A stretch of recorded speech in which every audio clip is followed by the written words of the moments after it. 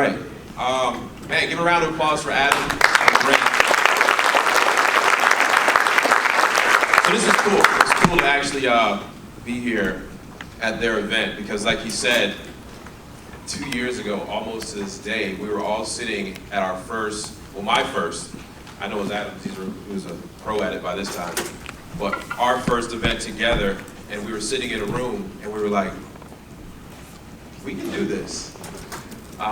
And that was 2 years ago, almost to the day, and then when I leave here tomorrow, I'm actually going to go speak at that same event I was an attendee at 2 years ago. So things change very quickly if you allow it to.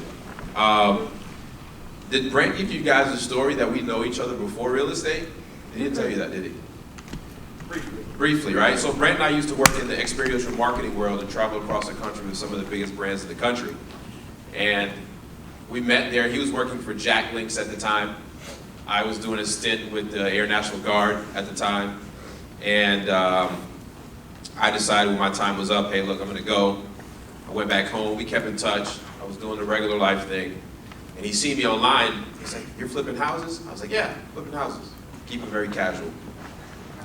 He's like, man, can I come see you? I said, yeah. And I showed him a picture of a check. He's like, listen, if I drive up there and you show me a check for $20,000, I'll quit my job right now. I am not joking. Him and CC got in the truck, they drove to North Carolina, they came to my shop, I showed him a check, he said, I'm done. I'm done, I'm calling him right now, and I'm done. And so from there on, he went on his own way and he did his first deal. I remember your first deal, it was huge, right? It was about $13,000. $13,000. Well, I mean, that's a decent amount of money for the amount of work that he had to do to get it. So I tell you all that it's crazy that we're here and we're both, passing on the information that we've gained over the years to just give right back. So it's just amazing. So I'm going to go on kind of with my story, but I got a question for everybody in here, and people get very uncomfortable when I ask this question. Don't worry, no IRS, nobody's going to rob you. How many millionaires do we have in the room? Raise your hand, it's cool.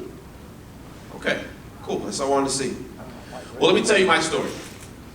So I'm a son of 2 immigrant parents from Jamaica. So I have no business being on this stage right now, not at all. I shouldn't even be here, to be honest with you. So my parents migrated to America.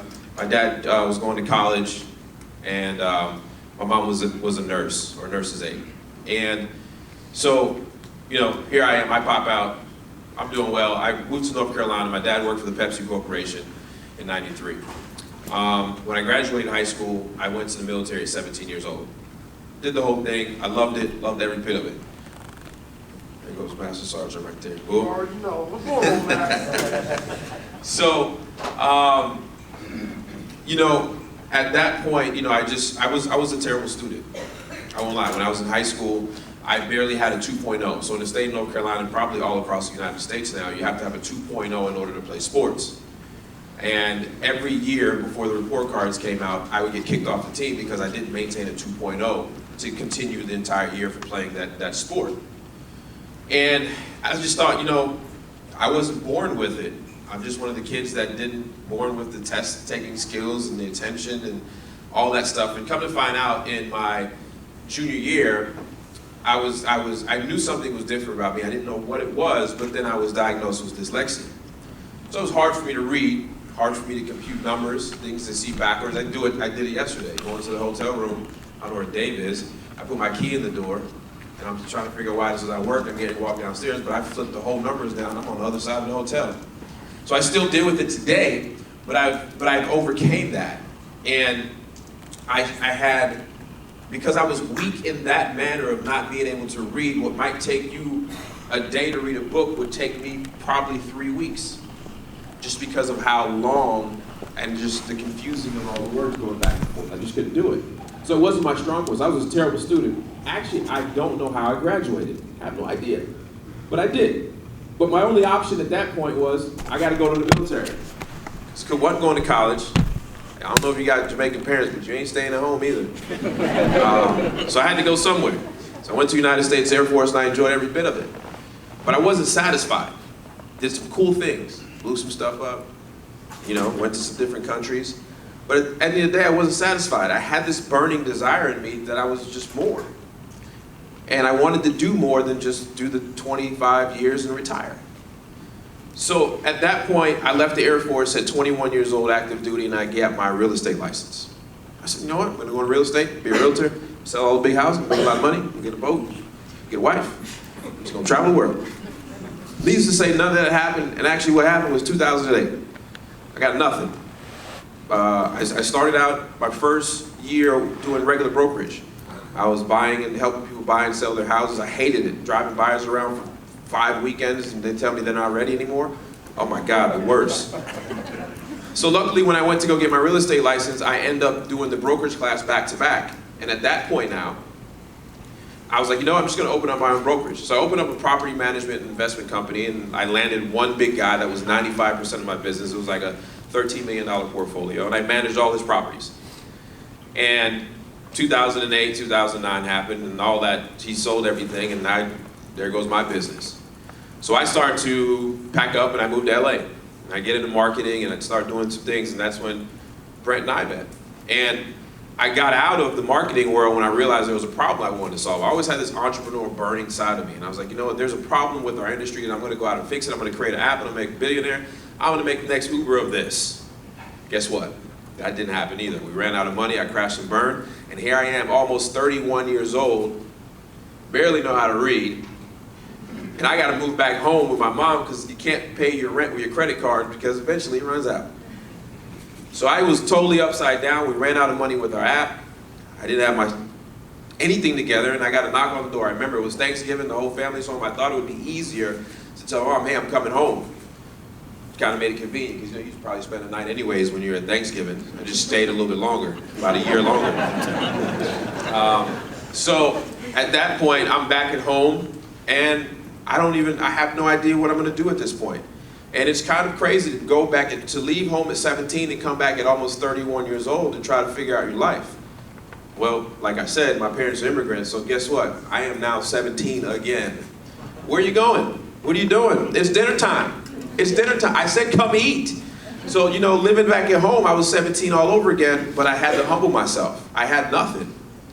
And at this point is when I had a friend, and he had a rich dad. And I was like, hey, isn't your dad rich? He said, yeah, I think so. I said, we should go talk to him.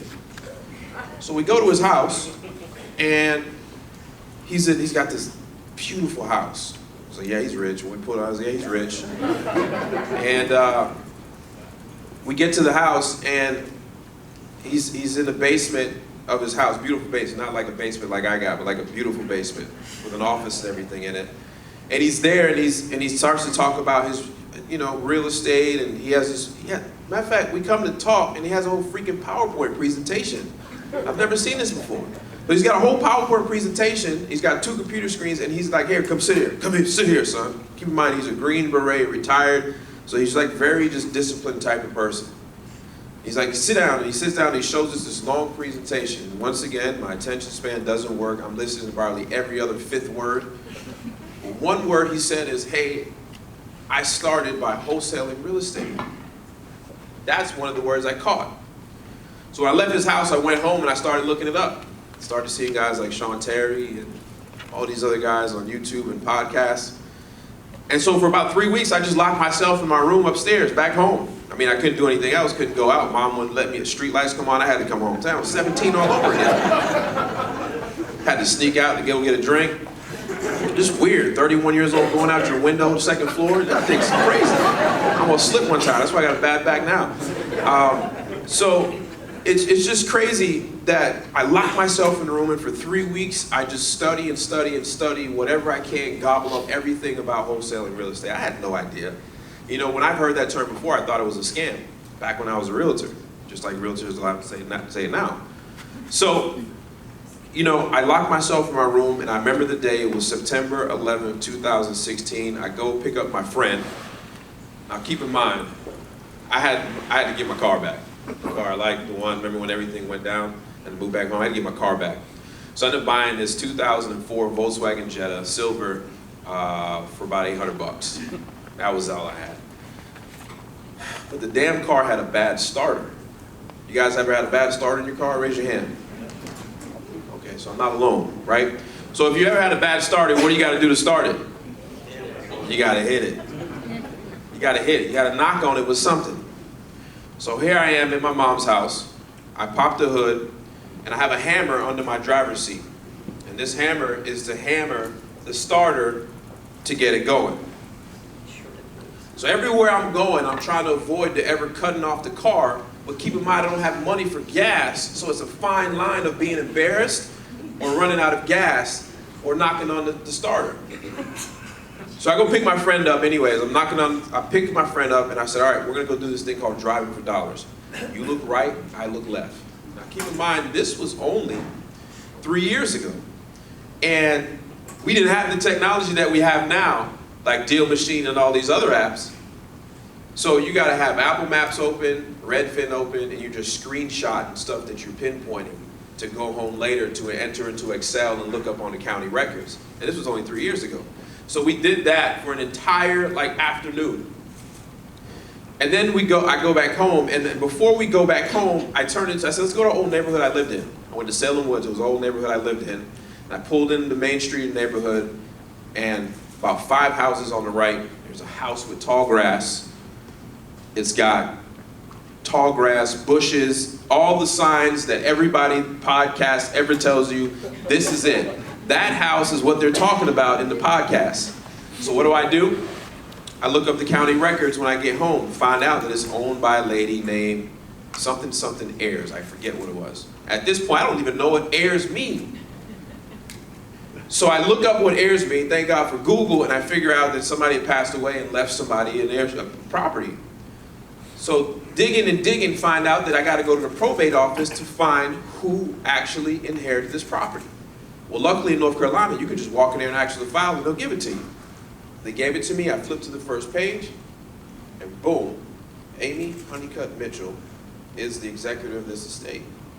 Awesome. And right below is her address and phone number. This can't get any better. So I leave. At this point, I go to my dad's restaurant. I'm standing out front. I remember this clear as day, and I give her a call. And I'm nervous. I have no idea what to say, except for what I've heard on the podcasts and YouTube videos. I say, hey, my name is Max, and I'm an investor. I seen your house there in Salem Woods. Are you interested in selling it? And she says, actually, I might be. But let me talk to my husband. He works on the road, and I'll get back to you probably in a week or so. Oh, ain't bad. All right, cool. We hung up. I'm like, hey, look, that wasn't bad. That wasn't bad at all. 20 minutes later, the phone rings. I'm like, hello, this is Max. She said, yeah, I actually talked to my husband, and he said we should sell it. I said, great. What do you want for it? I don't know. I said, would you take $30,000? She said, I don't know. I'll call you back. About an hour later, she calls me. She says, would you do $40,000? At this point, I knew she had some back taxes. So I said, I can't do $40,000, but here's what I'll do. I'll give you $32,000 cash, and I'll pay the back taxes for you. Essentially, it was like a $42,000 offer altogether, something like that. So she accepted the offer. I drove to exit 75, met her at a Waffle House. I never forget it because it's on my way to the airport every time I fly out. 75, met her at a Waffle House and got the contract signed. And here I am, I don't know what to do next. I have no idea, so I gotta go refer back to podcasts. I take the contract, I go to the house, I go to my mother's house, and I steal her lawnmower. She got a push mower. So I stole her lawnmower because I wanted to cut the grass and cut the bushes, make it look good so I could take a picture. So I steal the lawnmower, I cut the bushes, cut the grass, cut the bushes, I take a picture and I put it on Facebook Marketplace. And I'm still outside raking up what I've put up and all that stuff. Car rolls up. Lady pops out, hey, this house for sale? I was like, yeah. The door's open. She goes in there. 5 minutes later, her and her friend walks out and says, oh, it's too much work, but thank you. I'm like, dang. Phone call. Hey, you got that house for sale? Yeah. Okay.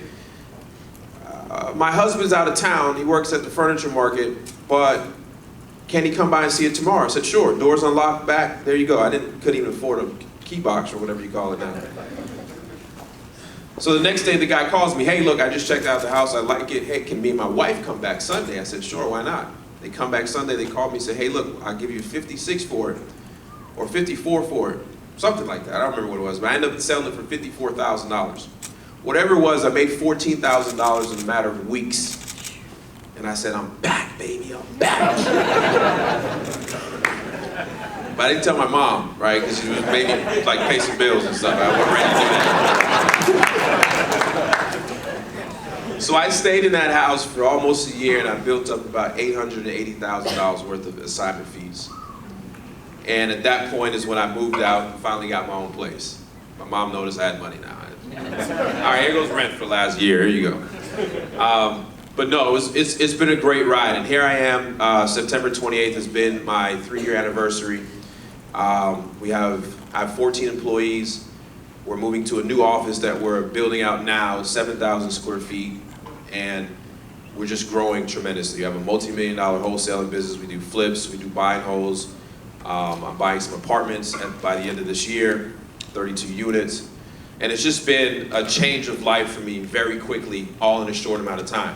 So for you that know me, you know that I've just documented what I've been doing since day one. It started almost 2 years ago at the Sean Terry event where I put out like my second video of me traveling with Adam and Brent to that event. So here we are now and it's just crazy. But the reason why I'm actually up here is because I'm talking about that mindset. The difference between success and not success doesn't start with the actual knowledge you have, but the actual mindset you have to obtain this information. It's crazy. How many of you guys, raise your hand if you believe you're born as an entrepreneur or you're born smart, you're born dumb. Raise your hand if you just think that you're just born that way, right? So a lot of people actually think that, but the reality is, it's far from the truth. See, I read my first book cover to cover, Rich Dad, Poor Dad, when I was 31 years old. I physically read it. I don't read a lot now, I listen to books. Thank God for Audible, makes it way easier.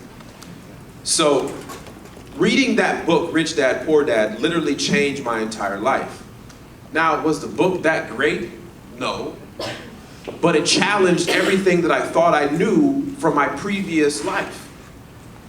It challenged the way I thought about things. And it's funny because they say that they say that in your mind, neurons is what your brain is kind of made of. Is that word, did I say that word right? Okay. And your brain, when you do things, when you're born, you're around mainly 10 people for your entire life. Most of your life. And those 10 people greatly influence you all the way to you become an independent adult and you're going out and you're working. So these independent things that you pick up, whether it's mannerisms, whether it's things you say, how you speak, it becomes the subconscious mind of what you do.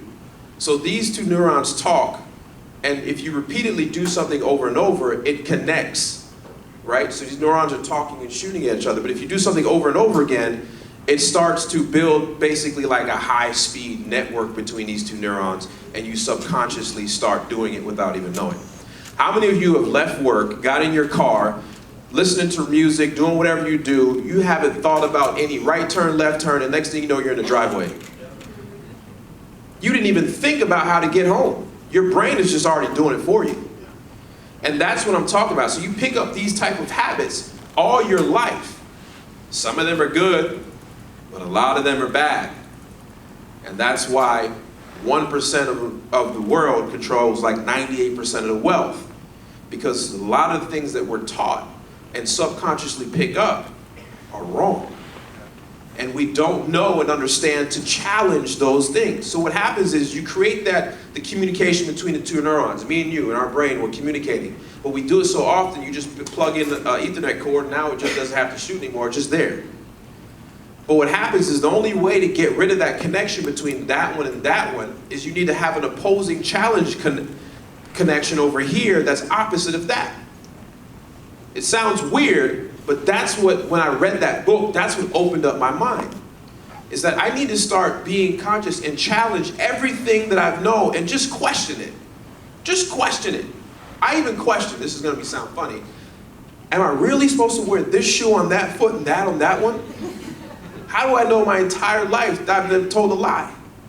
What if there's an island somewhere of all these track stars, and from the time they're born, they're actually putting the right foot on the left one and the left one on the right one, and it makes them run faster? Think about it. Do you know if you're doing it right? You question it now, right? You really don't know. So I know that sounds silly, but there's so many things that we do in this world that we never challenge because the 10 people that we hung around most of our life just did it that way. So I know this sounds weird, but you have to start going through life and start challenging, even if it sounds simple. How many of you guys put the cereal, the milk in the bowl before the cereal? That's weird, right? What if that's what you're supposed to do? Because you ever in there measuring the milk and like, oh, that ain't enough. Maybe you're supposed to pour the cereal in after the milk. I don't know. But you need to challenge the way you think in order to get what you already don't have. Because do you agree that you may be doing some things wrong in your life and you just subconsciously don't know? Like the way we think of money. How many of you think money is a limited thing? Right? We're not going to answer the truth now, but a lot of us think money is a limited thing. I used to think money was a limited thing. Until I realized it's everywhere. They print that shit every day. It ain't going nowhere. So when you realize that, you start to think, wait. You know, how many people have you met? We all have friends, right? Must be a storm coming, I gotta go. I didn't come here for no tornadoes, Brent. No hurricanes. So, how many of you have friends that always got this business idea, but the only thing that's holding them back is money? Oh my God! Don't you hate those people? Oh, I got this great idea, you know? Well, great, why didn't you do nothing? I ain't got no money. Well, a lot of us in this room started and are successful now with zero money. So we have to reprogram ourselves on everything we do. Everything we do. You know, they did this study, I believe it was some Harvard professors. I've never been to Harvard. I probably can't even walk on the campus, that's how dumb I am, right? So they did a study with, what do you call them? People that clean up hotels. I'm sorry, I'm drawing a blank. Housekeepers, sorry. They did a study with about 76 housekeepers across the entire US. And what they did is that they met with these housekeepers, and it was all these housekeepers in one room. And they said, how many of you guys work out every single day? None of them raised their hand. None of them raised their hand. They didn't do any workout. So what happens is, the actual Surgeon General said the actual activity that they do on their day-to-day was already met the requirement for daily activity to be a healthy individual. So what they did is they split the room down the middle. They took half of them in one room, half of them in the other room, and then they showed them the study that actually what you do every single day meets and actually exceeds what the Surgeon General says you're supposed to do to be a healthy individual. And then they went to the other room and they didn't tell them anything. They just say, hey, we're going to pay you, we're going to observe what you do, blah, blah, blah. So they meet back about 6 months later, and what do you think happened? The people that subconsciously knew that what they were doing every single day was actually benefiting their health to get them towards healthy, they actually lost weight, they loved their job more, they felt healthier. And over on this side, in this room, zero effect. They still felt the same they did 6 months before. So what do you think that is? It's the subconscious mind knowing something. And you guys all came here to get information, right? On how to grow and excel your business. If you came here to learn how to grow and excel your business, raise your hand. Right? But the truth is, unless you believe and change your mindset that the information that you are going to receive is actually correct and can actually take you to the next level, and being rich is not just a dream, and being successful is not something you just see on the TV and the internet. The information that you're going to get from the next couple days from these speakers is what's actually going to take you there. It's going to help you scale, or it's going to help you get started. Whatever it is you're trying to achieve, the information is going to be in this building for the next 2 days. So don't be in the room over here with these housekeepers that don't know. You need to be on this side to know that the information you are about to receive is going to get you to that next level. And every day you wake up, I want you to challenge what you know. Challenge your beliefs. There is nothing special about me. I am a living testament that you do not have to be smart to be a millionaire. I am not smart by any chance. I cannot pass anything. I can probably not do algebra right now. Because you know my teacher lied to me my whole life. She said, "Would you think you're gonna have a calculator with you everywhere you go? You're damn right, you got an iPhone. Got it everywhere, huh?" I went back to speak in my school the other day and I walked in there with my calculator in my phone like, they lied to us. Yeah, I got a calculator everywhere I go actually. I can pull it up on my watch if I want. When you start challenging yourself, you start to think more, right? I used to watch football. I used to spend, I don't know how many hours a week watching football. It's silly. You're watching a bunch of millionaires running around controlled by a bunch of billionaires, and we at home ain't making no money watching them. They say an average football game is 3 hours. You know how many action is in a 3-hour game? 8 minutes. It's actually 8 minutes of action in a 3-hour game. I'll watch it on Instagram. I ain't got 3 hours to give you. I used to watch Sunday football. I used to watch Red Zone when they talked about it. I used to watch the games. It's one that come on at 12:30 all the way till at night. I used to watch Monday Night Football, Thursday Night Football. My whole life was consumed by watching other people do what they was doing. I challenge myself so much, I don't even listen to music in the car no more. Don't go on a road trip with me. You're gonna hate it.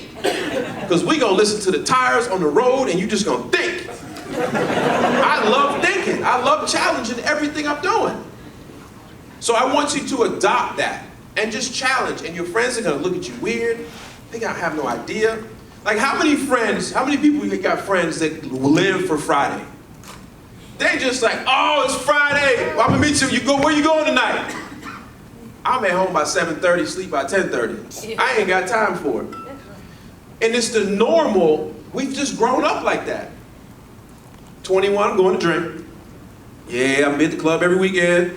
Be drinking every weekend. Challenge that thought. Take that time and invest in yourself. That's all I'm saying. Listen, 3 years ago, I was broke. 3 years ago. Now, I had heartburn the other day. I was looking at my statements, giving my bookkeeper. In the last 3 months, I spent $552,000. Just to be able to do that is what I'm talking about. I'm not bragging, I'm just saying, to be able to spend that money and not even notice, that's where you want to be at. But it's only here. You can sit here in front of the best wholesalers, real estate guys. Adam's dad can give you all the gems you're ever going to need in life to succeed. But if you do not believe what you're about to hear is it, then it doesn't matter. You might as well get up and leave now. And I think they don't give refunds, so if you get up, you're just going to get up. Right? So I'm not going to sit up here and just bore you guys out with stories and stories, but I really want you to challenge yourself. Right? So I think we have a few microphones for Q&A, right? Yes, we do. Yep. On either side of the room. So if you guys want to ask some questions about anything, about my business, about the success I've had with social media and how to obtain stuff like that, feel free to go along. If not, I'm going to get off stage. No, you're not going to get off stage. Okay, I'm not going to get off stage. So there's microphones on the side if you want to stand up, or you can project very loudly. You can I promise I won't bite. So who has a question? Do you have a question? Sure. Just stand up. On either side, or yeah. There you go. So first of all, you're very inspiring. So Thank you. Thank you for sharing your story. Secondly, what do you find is something successful as far as a lead generator? That's a big one. Will you repeat the question, Max? I don't know if everyone... Yeah, she said, what do I use or what do I see as something that is successful as a lead generator? Correct. Right, so I'm still cheap these days. I'm very cheap. I love to do things that don't take a lot of time, but are very effective, right? So I'm very big in RVMs and text messages. So if I were just to show you what my business looks like, what we do is we get data, and we call these potential prospects, right? And imagine my business is a conveyor belt that continuously moves. And what happens is a list gets dropped on the conveyor belt, and the first place it stops is my cheapest method of marketing, right? So right now, my cheapest method of marketing is RVMs. What? Okay. RVMs, sorry, ringless voicemails. I'll explain that. So what happens is, ringless voicemail has been around forever. Essentially what it does, I'm going to give you the real layman I'm dumb terms because that's how I had to learn it. What happens is technology can send 2 phone calls to the same number at the same time, not allowing any of them to go through. Essentially only open up the voicemail for you to leave your pre-recorded voicemail in their inbox. Sometimes technology fails a little bit, they may get a ring or a ring and a half, but it's still going to leave the voicemail in their voicemail box.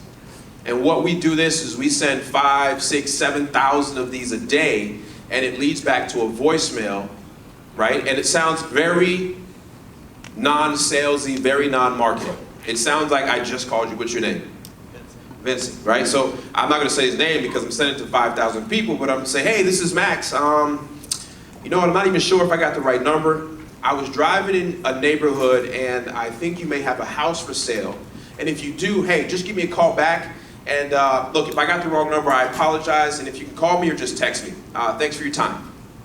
I leave a voicemail like that. Now, if you got a voicemail like that, you'd probably think, hey, this guy actually just called me. No, you're not special. There's 4,999 people just got that same voicemail, right? And so what that does is that creates an outbound marketing effort that turns it into an inbound, so that my team is not continuously having to do stuff that turns outbound, outbound, outbound. So the people that are actually truly interested and listen to the voicemail usually call back a few hours later or the following day. And I'll be talking later about something that we developed that makes it so much easier to talk to the people because you know who they are before they call. So back in the days, there was a company called like Grasshopper, Greenhopper or something, where you could send RVMs. So we'd send out 10,000 RVMs and the people would start calling back. And we would challenge ourselves to pick it up live. But what happens is, when they call back, we wouldn't know who they were talking to, who we were talking to. So now that personable voicemail I left sounds like I'm a scam because I'd actually say, I should pick up the phone, hey, Vincent.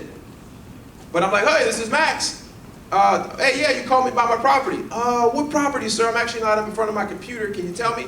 So that was our line all the time. I'm not in front of my computer. Can you tell me what property? And then the red flags will start going up. This always sounds like a telemarketer call at this point. Then you get a click, you get cussed out or whatever it is. So we've eliminated that with some technology. But RVMs is the way we do. We also love SMS, text messaging. We like that because it's easy to have somebody sit at the computer all day and click a button and it sends out a text message. And we change our text message every 5 or 10 messages.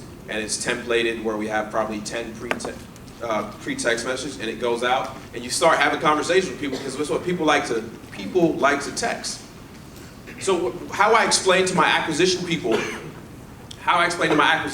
that, hey, think about yourself. How many in here has a cell phone? Raise your hand. Everybody, I guess. Y'all don't have cell phones, Mississippi?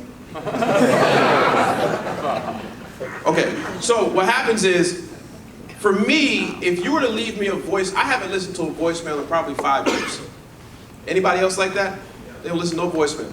So if you were to do an RVM with me, guess what? It ain't gonna work, because I don't listen to voicemails. If you were to send me a postcard in the mail, I ain't gonna get it, because I don't check my mail. So if you sending me a bill in the mail, you ain't getting paid. You better send it to me in email. So those 2 marketing efforts are not going to work on me as an individual. See, Brent and I were in the marketing world, and we always had to think realistically on how to reach this consumer the way they wanted to be reached. So RVMs is not going to work for me. Your mail me is not going to work for me. How many of you guys don't pick up unknown phone numbers when they call you? Guess what? Cold call ain't going to work on you either. So you got to text that person, because most people are going to open up their text messages.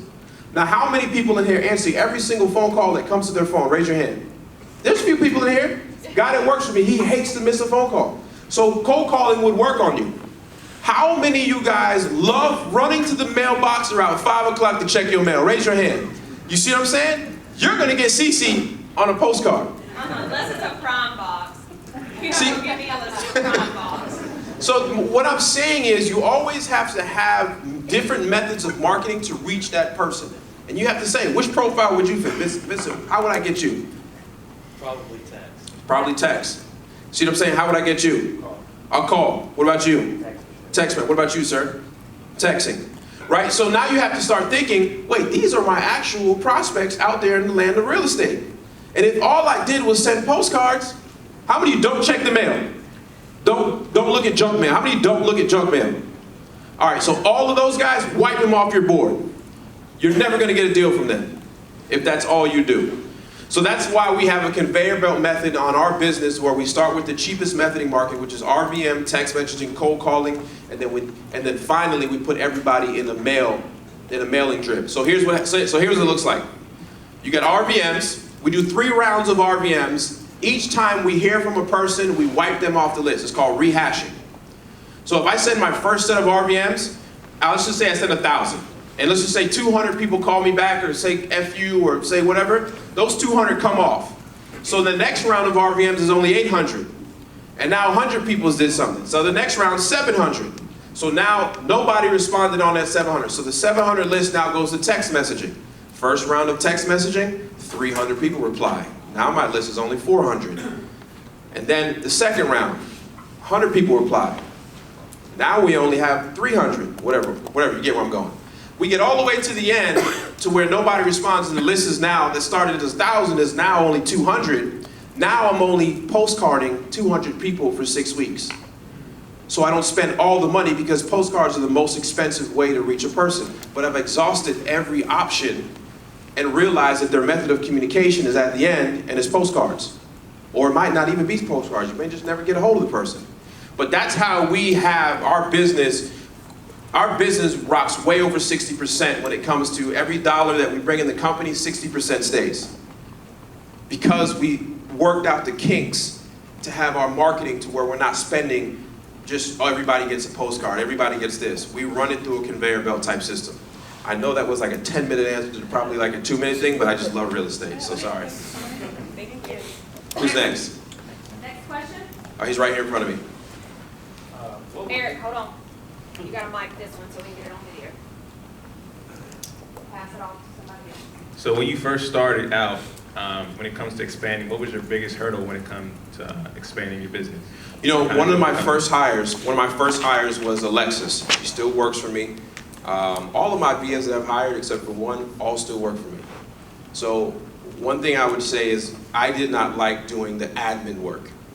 What I did like doing in the beginning is getting on the phone and making those phone calls. So every day I would try to call 200 people every single day.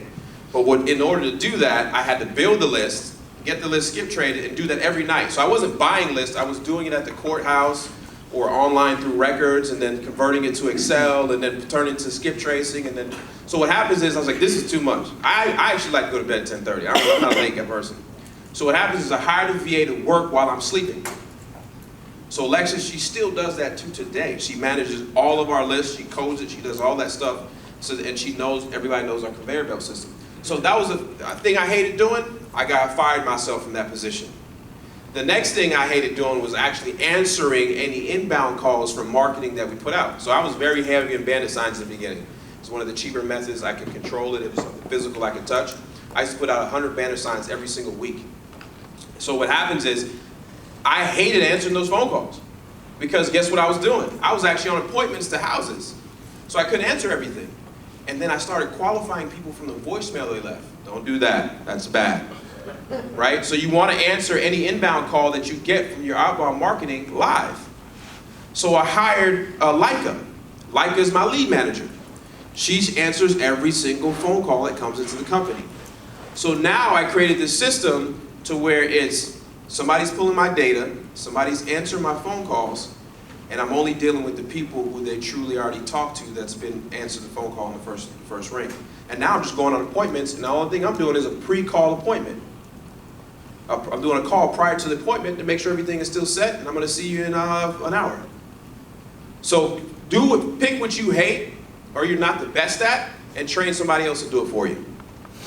And that's how I expand. So I went from doing like 2 or 3 deals a month And that's what got me to like the 5, 6, sometimes 7 deals a month right there, was hiring the virtual assistants, my remote employees around me. Yes, sir. So going back to She's gonna get the microphone for you. the lead generation generator question, what text messaging system are you using? So in the beginning, we were using a text messaging system called Sherpa, built by Jason. And then about 6 months ago, we built our own inside of REI Rail, and we've been testing it and rigorously running through it. Some of our customers still have it. But that's what I use now, is REI Rail has a built-in text messaging. And what we did is we had to make sure it was TCPA compliant, which means that you're just not firing off messages that are illegal. What happens is you click a button, it goes to a person. You need a human interaction for every message that is sent out, right? So REI Rail, I believe, releases that Gen 2 of its software next week or something like that. And that's for RVMs too, right? Yeah, so you have your RVM system, your skip tracing system, and your text messaging system all in one package. Okay, cool. Do you have that set up with a different phone number? Good question. She asked, do I have my text messaging set up as a... Yes. So everything we do in this business have a different phone number. We use CallRail because CallRail has marketing numbers so you can track and the effort of whatever you're doing, right? So let's just use this. So let's just say you got some marketing money and you want to spend it. You put a billboard up in your city, you put a few billboards up and you say, all right, I'm going to run ads on the side of a bus. Well, every single marketing method needs its own number. And the reason is because I want to track how many calls I get from that. Now, they all lead into the office, but what happens is when they pick up the phone, it says call from bus. That way we know it's a bus. And then every week, I can look and track to see how many calls came in. So we do that on every single marketing method that we do. Now, in the text messaging, we have about 6 numbers in there. But the system that you do will always track that for you. So whatever system, whether it's Sherpa, whether it's REI Rail, whether you use any other type of messaging system out there, they're all going to track it and provide you with your own numbers. But yes, it's important to track every type of marketing. If you're sending postcards, you need to set up a number. If you're putting bandit signs, you need to have a whole separate number on that one. So you can track, because what you want to do at the end of the month, we say, look, I got 5 calls from the side of the bus, I got 0 calls from the billboard, we're ditching the billboard. You don't want to keep spending money and not be able to track it. Yes, sir. How you doing, Max, man? When you hired Leica, Yes. how did you, going through that process, did you put out a post on Upwork, or what got you to the point of how did you hire her? Did you interview a bunch of people? Yeah, so the question he asked was, how did I hire my first virtual assistant? And essentially, I just started looking online, and then there was this thing called onlinejobs.ph, which is a website in the Philippines. What happens is, actually, the culture in the Philippines is that they actually want to work from home. It's like the best job. If you do work from home and make a better salary than actually going away from home every day, it's one of the better jobs. So onlinejobs.ph, and what I did was I paid for the $59 or $50 a month subscription or premium so people would see my ad. And what happened is I put the skills that I needed for this person. Speak English well, blah, blah, blah. And then what I did is I set up a CallRail number, and I made it a 1-800 number, and I had them call in and read a script that I left in the description of the actual thing to see if they can actually speak English well enough that I liked them. And for the ones that did exactly what I said in there, I called them back. One, I knew that they already know how to speak well enough English that there was not such a big difference. And honestly, my first hire, Alexis, she was the hiring manager at a call center for DirecTV in the Philippines. So I lucked up when I stole her from there, because when I wanted to hire her the next time, she knew everybody. So she hired her best friend, which was a training manager, Leica. And then when I need another one, he went out and hired somebody else for me. And then it just made it simple. So I did luck up, but if you want to find somebody, I still would resource to using onlinejobs.ph. And if you know you're not good at that, then you need to hire a service that will find somebody for you. Over here, Max. How you doing? Good morning, Max. How are you? Doing well. Personally, what I struggle most with in cold calling is that rejection. You know, you're calling, it's call after call after call, and people just shoot you down, saying Yeah. mean things to you. I mean, it's been pretty bad. And kind of sticking with your theme of mindset, what are some good mindsets that you've gotten into, and maybe you've had days where it's just, you've done nothing but get shot down? All right, so when we leave here tonight, you and I are gonna go to the bar and we're just gonna get shot down left and right. That's just gonna build your skin. You're just gonna leave there and you're just gonna be like, you know what? There's nothing worse than tonight. They can't hurt me. Yeah, a little bit of tequila don't help either. But no, honestly, what you have to realize is that it's just another person on the side of the phone, and getting a no is not that bad. It's actually good you got a no, because what hurts our business is maybe. Maybe I want to sell. What do you mean? It's yes or no. So just getting the rejection, sometimes it's just repetition, right? And to realize that a no is actually a good thing, but that the next phone call could be a yes, and that could be your $13,000, $14,000, $20,000 deal. It's just that it doesn't hurt. And I think you may be taking it too personal, but think about if somebody called you and you had a house and they were like, hey, you want to sell it? Like, no, it's not a bad thing. You just don't want to sell. And just move on. I get it. In the beginning too, I think everybody fears that rejection. But then you realize that if you're just like polite and you just have a good time with it, I think Adam's pretty good. He's good at getting rejected. But no, he's like good on it on the phone too. Like he makes it a thing, and he's real good at like, okay, cool, well, great. You know anybody else? You know, and you just kind of don't take it personally. You move on. It's just a thing where you have to build that rhino skin. Yeah, you're gonna get cussed out. This sucks. But I grew up. My mom grew up cussing me out, so it was just like I was built for this, right? So you just get the tough skin. You know what I mean? It's just gonna take some time. But I promise you, a lot of people in here started with cold calling. And it takes some time to get to that point. But, I mean, what's a no? What's a no? Ask me for some money right now. No. You know, so there goes the start. You're already on the way. One no today. Ask everybody else, too. By the time you leave here, you're going to have real thick skin. Good Anybody else? afternoon, Max. How you doing? I love that persona that you have today, but I also love the other side of excitement. Are we going to get that? What side is that? I got to turn it on. The excited part. The live part. Is that what it's called today? Live? It is live, you know, and I am open up the show, and my thing is to set your mindset so that you can enjoy the rest of the day and tomorrow that you're here. All right, I have a question for you. Sure. When do you know to hire? And then the second one is, when you follow up on your leads, how many times should you follow up and then shut it down if you're not getting the right response? Those are both great questions. How do you know when you're supposed to hire is a question you get all the time. Is when you start to feel overwhelmed or when you can afford it with a runway without any expectations of success. Those are the two things. So it could be a combination of both. But when you need to start hiring is when you're missing things. When I realized that I needed Leica, the second person, was when I was missing phone calls at appointments, and only thing I was doing was qualifying people through voicemails. So I realized that there was a gap in my business that I needed to fix it, I needed to plug it. You know, good people that know how to hire go out and do this early. I just wasn't one of them. I didn't realize that it was happening to me. But some people realize this very early. And then you also got to think about, can I afford these people, right? Because when you hire somebody, they make a commitment to you and you should make a commitment to them, right? Even though, and I talked about this a year ago, I hate when people, there's almost like a bad name with virtual assistants, like they're not people. They're not humans. These are real people. They just happen to be okay with a $3 or $4 an hour job, which works well for their country. So you have to make that commitment. Do you have, and I'm not saying once you hire somebody, you got to keep them. If they're bad, you can fire them. But do you have the ability to run 3, 4, 5 months and not expect any results from this person? Because you also have to train these people.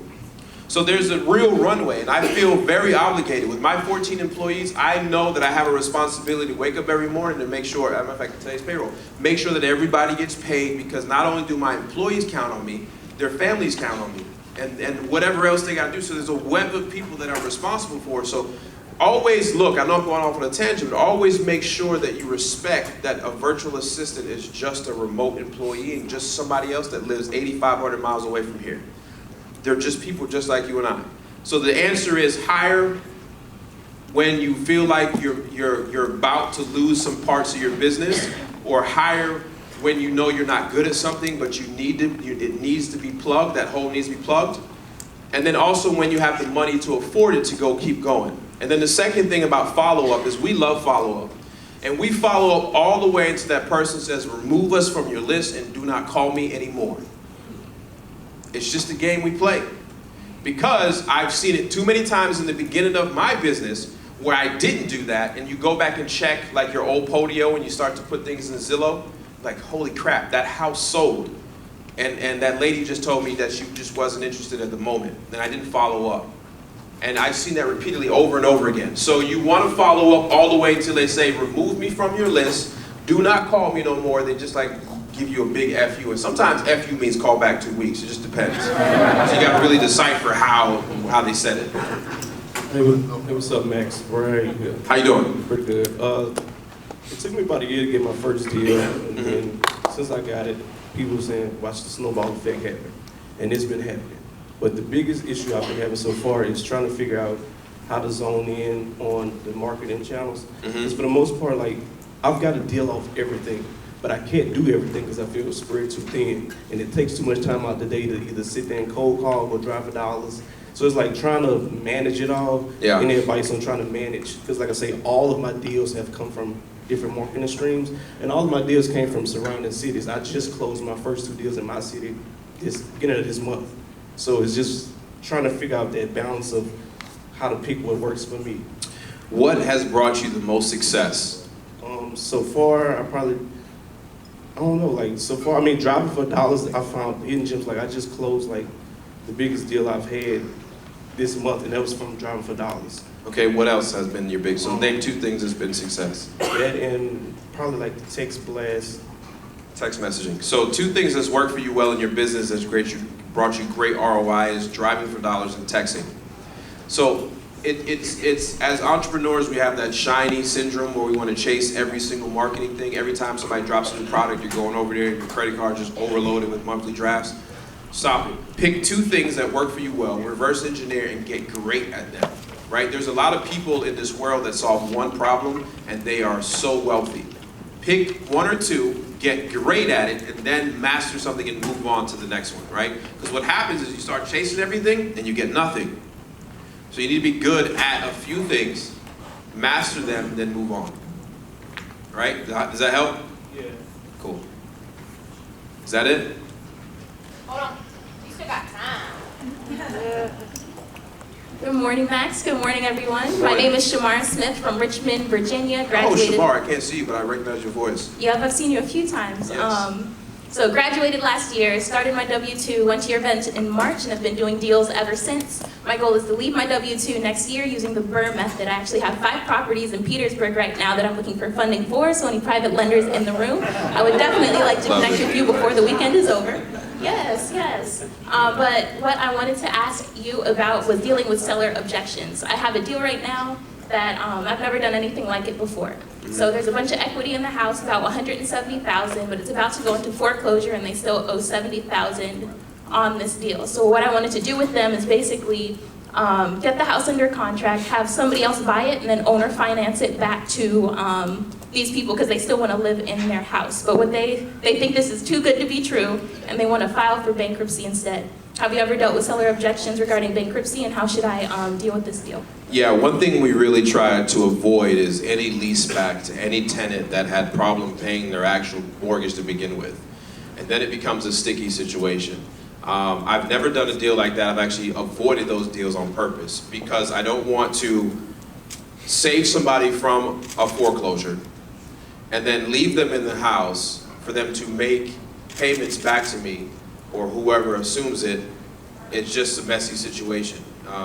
They're emotionally attached to the property, and sometimes people, it's hard for them to face reality, and they may ride that all the way to the end of where they actually bank just takes it back and they lose their equity.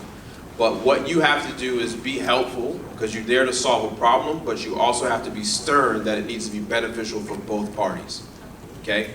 So what you can get them is maybe some of that equity back in maybe a sub-2 or maybe just a straight cash offer, but you cannot let them live in that property beyond that. A lot of people, a lot of investors don't like leasing back to the same individual that couldn't maintain the mortgage in the first place.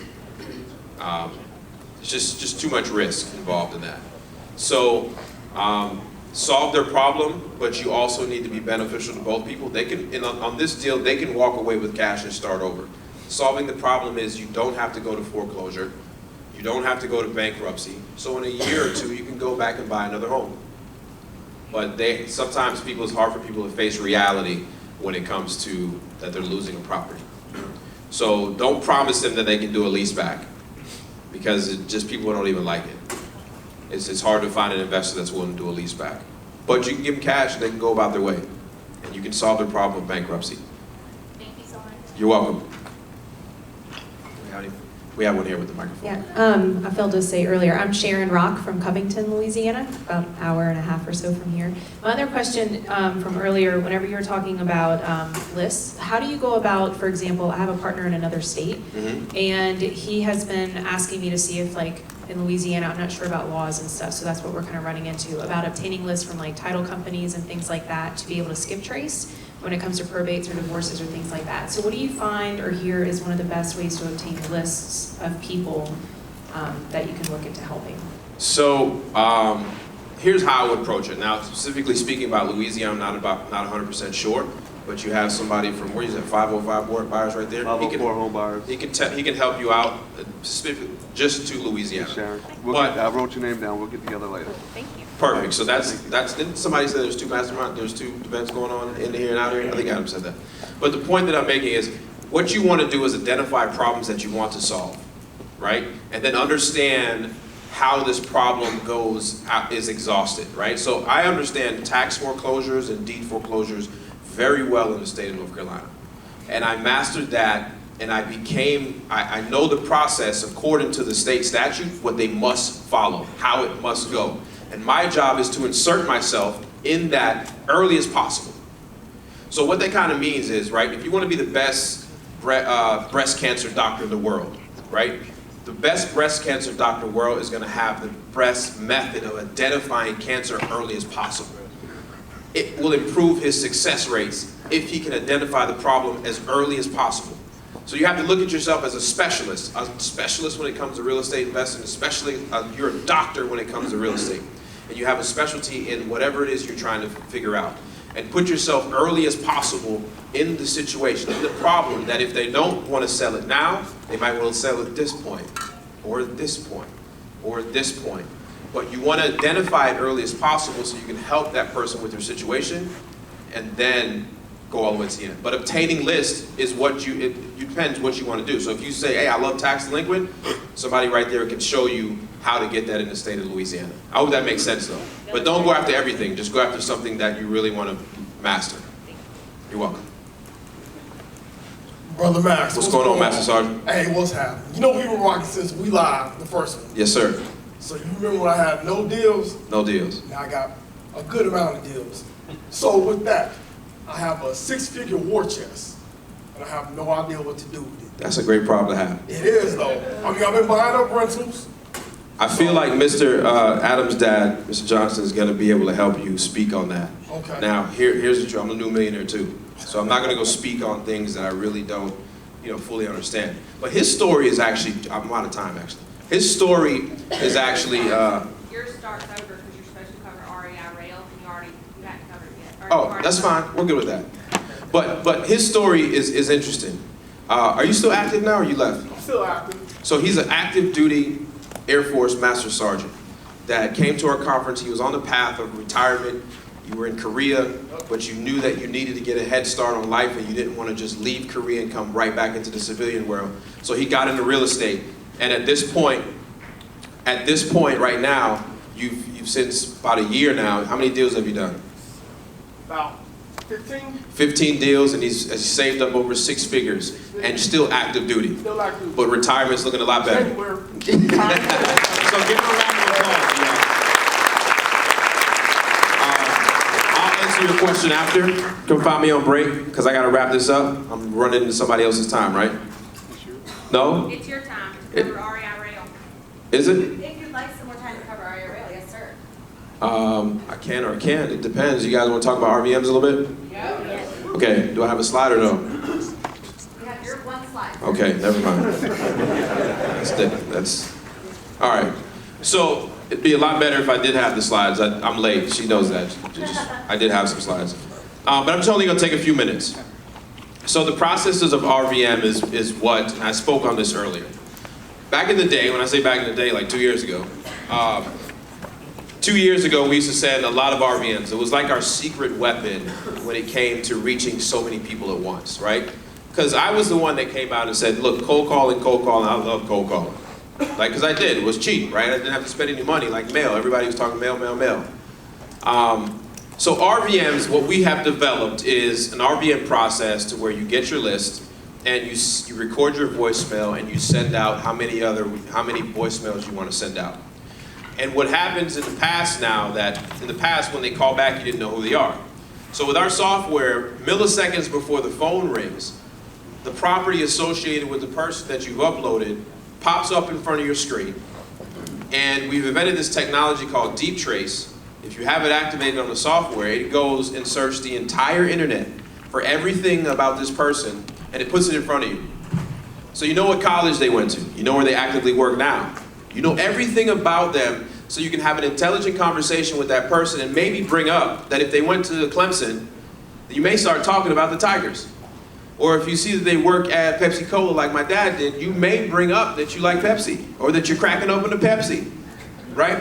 It just sounds weird, but what happens is anytime you're having a conversation, you need to hack the trust equation. How many of you guys get marketing calls and you know right away and you hang up? We all do it, but you have to disarm these people within 2 to 4 seconds of the phone call. And you do that by knowing things about them. But it's good when somebody calls, you have the property information, the tax value, everything in front of you. Everything about them, everything you need to know about them. So that's what we developed with our system, REI Rail, and we've had it out for like a year now. September has been a year, and it's just been a game changer for a lot of people. And how many people actively do RVMs? You guys like them? Yeah. What do you see as some of the best methods that you have when it comes to RVMs? To be able to filter them when they call back, they can go ahead and get on the do not call list rather than have to pick up the phone and get cussed out. Correct.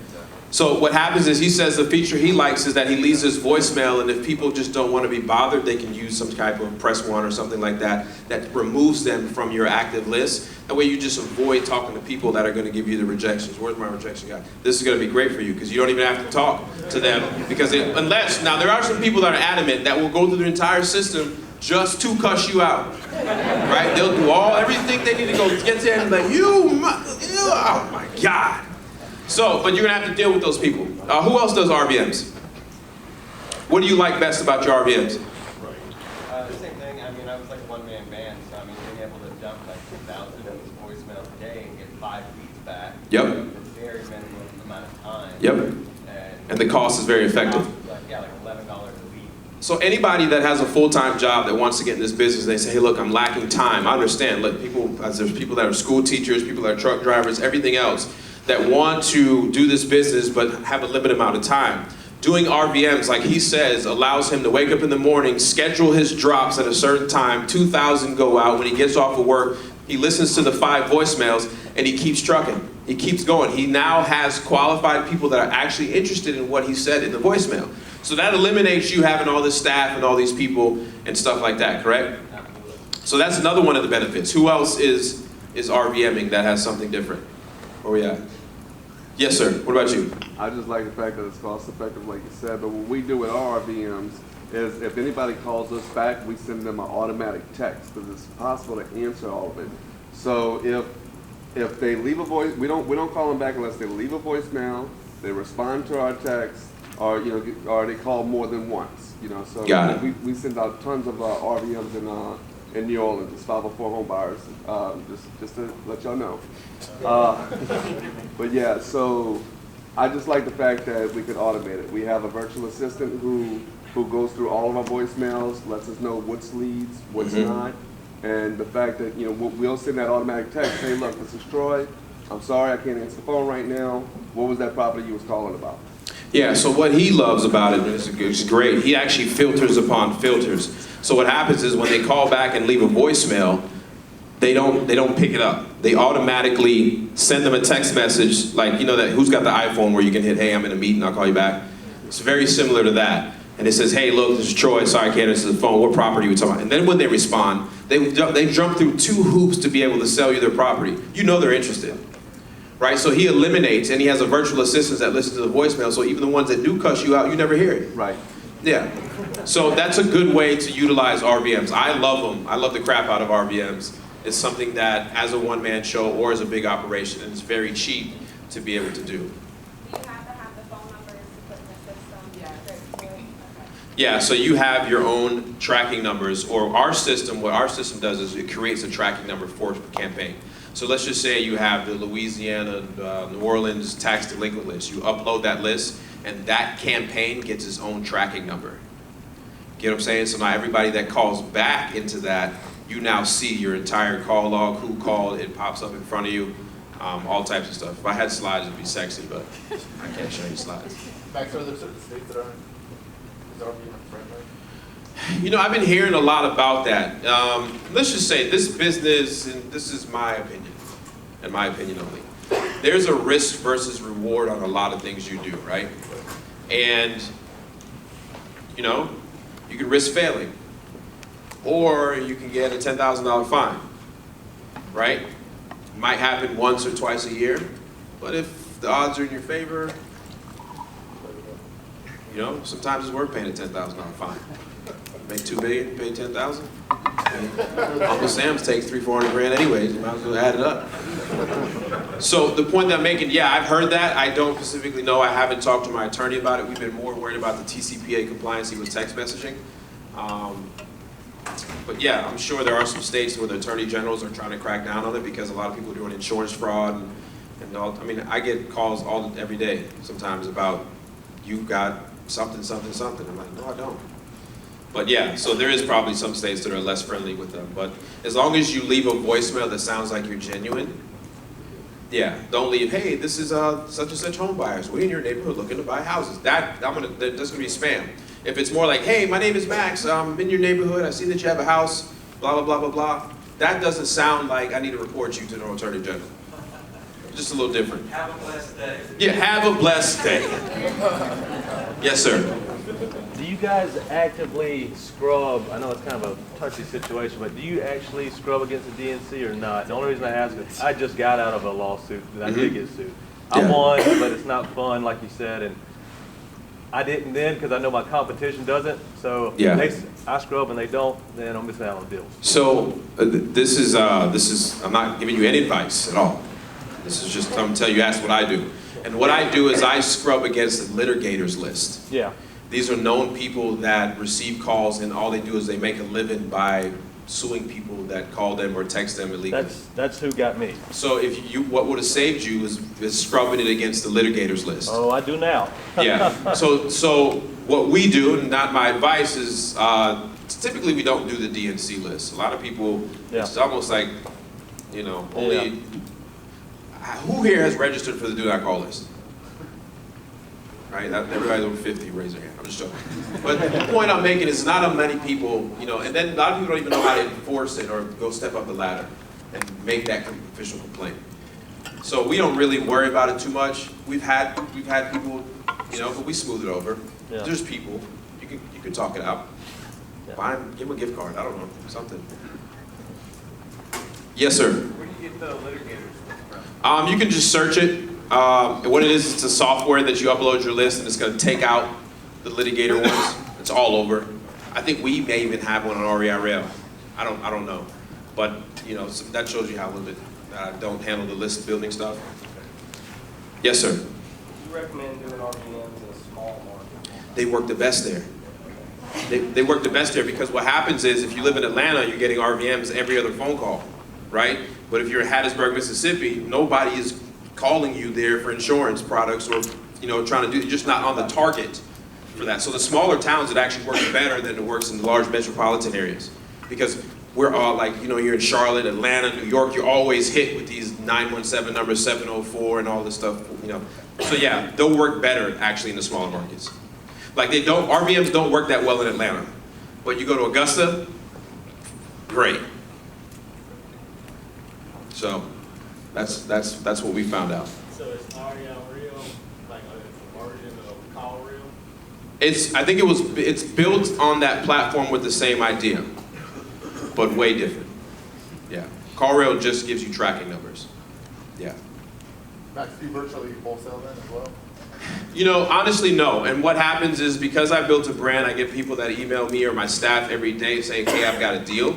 So I do probably do about 5 JVs every month with just people across the country.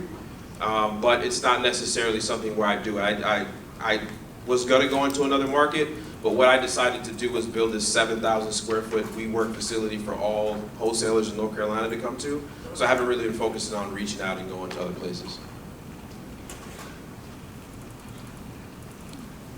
Yes, sir. I know on CallRail, they don't do like multiple business. What do you say?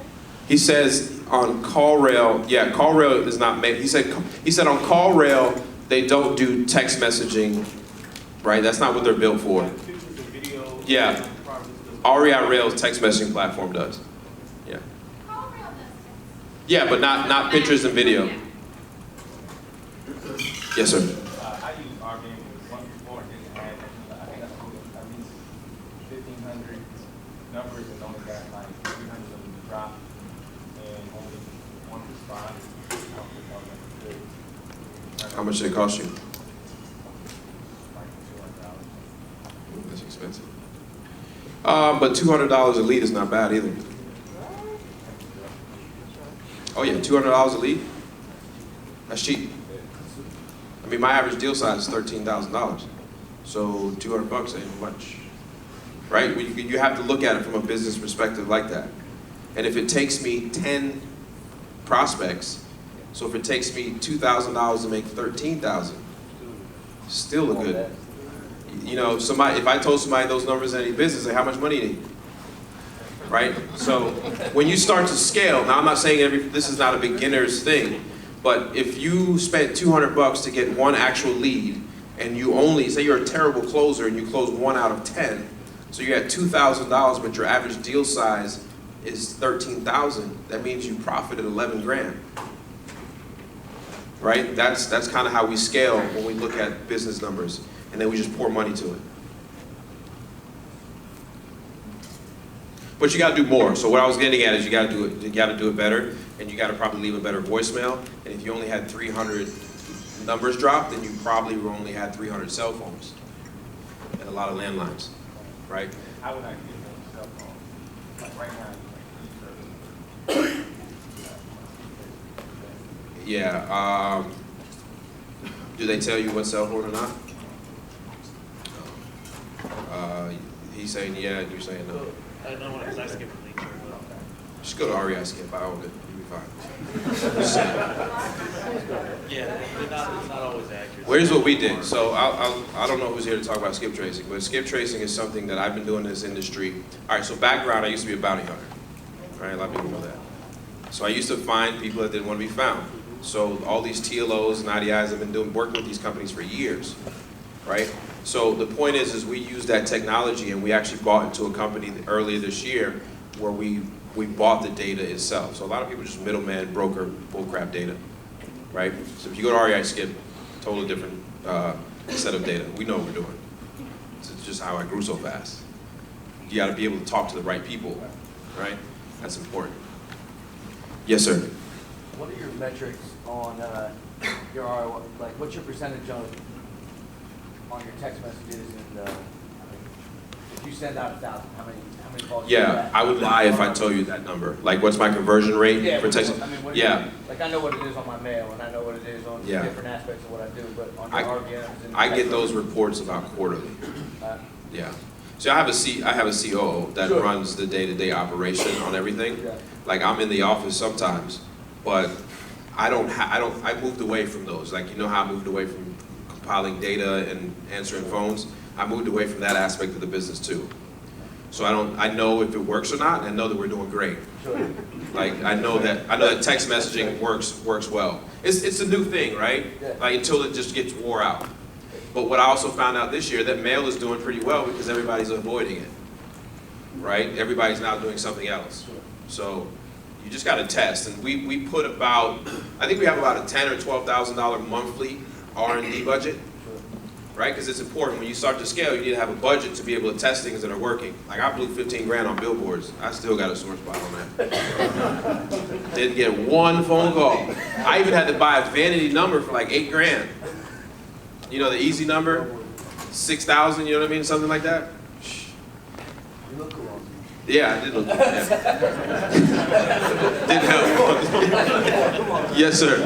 So I want to go back to the virtual assistant thing real quick. Yes, sir.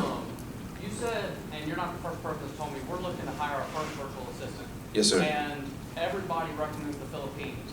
Yeah. But the Philippines, like, it's on a complete opposite time zone of now. So when they have the inbound calls coming in, are they awake in the middle of the night to answer the calls? Yep. Yeah, my mom's been working third shift for 30 years.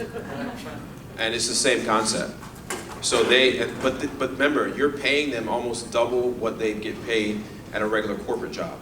A regular corporate job makes about $1,000 a month over there. So when you're paying, you know, about 500 a month. 500, 750 a month. So when you're paying that type of money, they're more than happy to stay up and work third shift for you. And we're just, if you're on the East Coast, I think you're opposite 12 hours ahead or something like that. Or behind. Yeah. I'm actually going to the Philippines in December to have a party with all of my VAs. I'm going to be there for like 20 days. Just have fun. So that call comes into your VA. What does that conversation sound like? Sounds like they live in America. Right, so we talk because it's important that they know like certain streets and crossroads. So I train them. They even have the weather open. And so, oh man, and you hate this rain today, huh? Or you know, stuff like. I mean, serious, it helps because people can relate to that conversation. But the first call comes into our lead managers, and our lead managers have the conversation with the person. Hey, thanks for calling. Blah blah blah. You know, tell me about the property. There's all types of questions that we have. And that we try to, if they notice that it's something that they want to go ahead and set the appointment, they go ahead and set the appointment. If not, they say, hey, look, our acquisition personnel will call you back within an hour. Right? Because at that point, they're not sure, and they're not sure enough to set an appointment. So they'll just say, we'll call you back within an hour. But most of the time, it's usually an appointment or, you know, we'll revisit this again soon. So people just call to get retail. But yeah, we love that a VA can answer the phone calls and filter it. Now, I also have people in the office that do the same. So certain types of inbound calls do not go to the Philippines. Like my probate list, those outbound marketing efforts, a couple other don't go to the Philippines. They're all in-house. Text messages don't go to the Philippines. They're answered in-house. Just because we have a dedicated person that's all they do is text. My 21-year-old nephew, he's 20. All he does is text all day. I bet when he gets off work, he hates texting. I got time for one more question. Yes, sir. Sounds like you have a lot of processes that you build up. Yep. You have like a library of processes, process maps and stuff that helps her however you do it. And so how do you build that? Yeah, so we originally just started recording everything on our computer screen, and now there's this software called Tranual. I don't know if you guys seen it, but it sounds where it's Tranual.